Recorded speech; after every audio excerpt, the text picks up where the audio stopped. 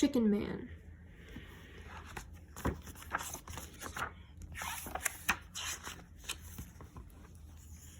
Deep in Israel's Jezreel Valley, there once lived a man known to his mother as Rodi, and to all the rest of Kibbutz Hanan as Chicken Man. Now you might wonder why Rodi would choose a name like Chicken Man. He didn't, but the summer he worked in the kibbutz chicken coop, the hens laid more eggs than ever before, and the roosters strutted and crowed as if they were the happiest in all of Israel. That's when the kibbutz started calling Rodi Chicken Man. Chicken Man liked the chicken coop. He liked chickens. He liked all the noisy clucking when he sang. He even liked the way Claire greeted him by landing on his head and hugging his kibbutz hat. Chicken Man thought that he might like to work in the chicken coop forever, but in those days, everyone on a kibbutz had to take a turn at all the jobs. Some jobs were outside in the fields and orchards. Most everyone liked those jobs. Other jobs no one wanted to do, like baking cookies all day long in the big hot kibbutz oven. That was Bracha's job when Rodi became Chicken Man, and she hated it. What's more, no one liked her cookies. Bracha went to see Simon, the head of the work committee. I want Chicken Man's job, she told him. The chickens are always so happy and they are so easy to please. So when the new work list was posted, Bracha moved to the chicken coop and Chicken Man was sent to the laundry. It wasn't easy for Chicken Man to trade his chickens for a washing machine and an iron, but he did.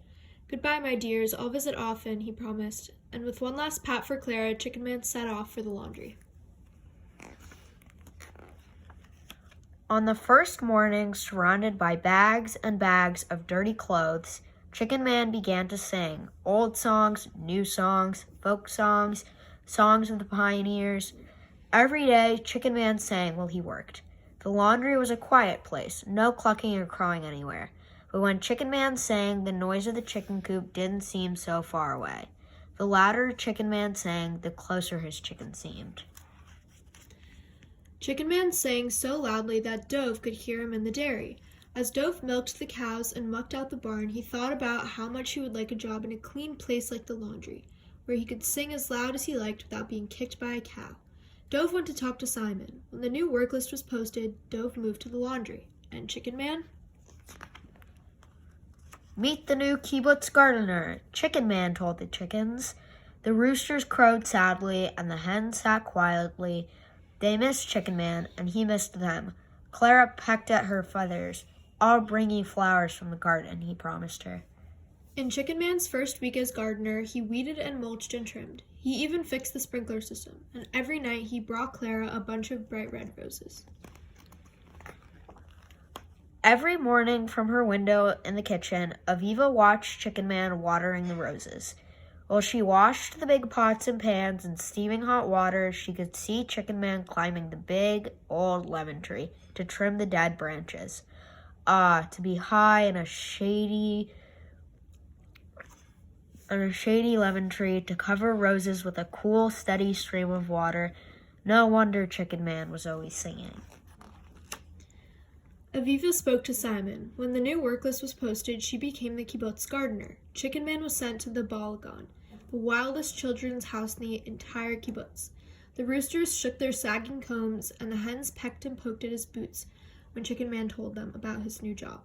They weren't the same happy brood. He was worried about them. I'll be back tomorrow, he promised. The next morning, Chicken Man walked to the Balagan to cook breakfast. The children were wilder than ever. Gabby was dumping oatmeal in Eli's bed. Eli, Hannah, and Matan were making their chairs and tables into a wobbly tower. Mira and Shira were unrolling a roll of toilet paper to see whether it would really stretch to Tel Aviv. Hey, look at this, said Chicken Man, juggling spoons. Pancakes, anyone? He asked as he tossed a few eggs in the air. That morning, the children didn't throw a single pancake. They ate their breakfast and laughed while Chicken Man juggled oranges.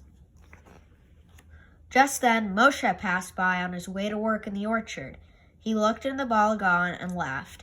Apple trees were pretty, but trimming and pruning weren't much fun. He was just thinking about how much he would like to work in the Balagan when in ran Simon, huffing and puffing. There was trouble in the chicken coop. The hens had stopped laying eggs. No eggs for cake, shouted Simon. No eggs for cookies.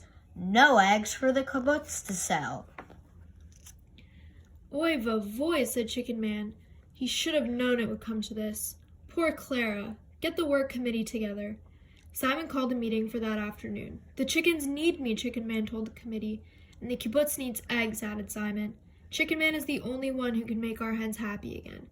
We need him back in the chicken coop.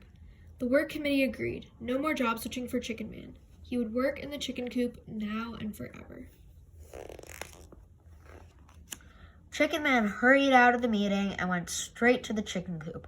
Cock-a-doodle-doo, he sang to the roosters. I'm back, he sang to the hens. Chicken Man sang a few of their favorite songs. The chickens began to cluck and crow. Clara flew to her special spot on top of his head, and the next morning every hen laid an extra egg. Chicken Man was home. The end.